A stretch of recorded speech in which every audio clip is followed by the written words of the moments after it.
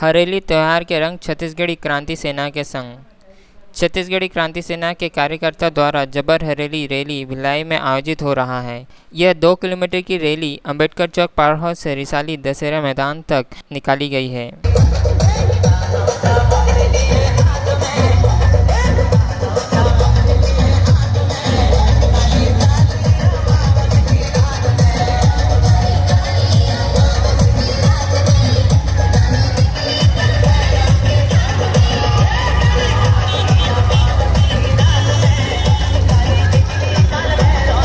इस रैली में छत्तीसगढ़ के कोने कोने से छत्तीसगढ़ी क्रांति सेना के कार्यकर्ता ने भाग लिया है। छत्तीसगढ़ी लोगों ने साल के पहले त्यौहार को एक साथ मनाने और छत्तीसगढ़ी परंपराओं को आगे ले जाने की खातिर यह रैली का आयोजन कराया गया है।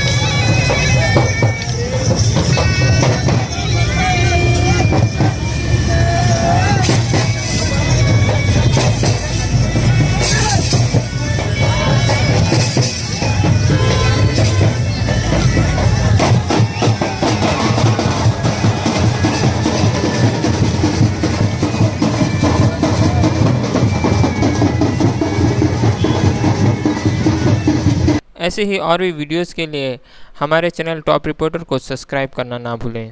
धन्यवाद।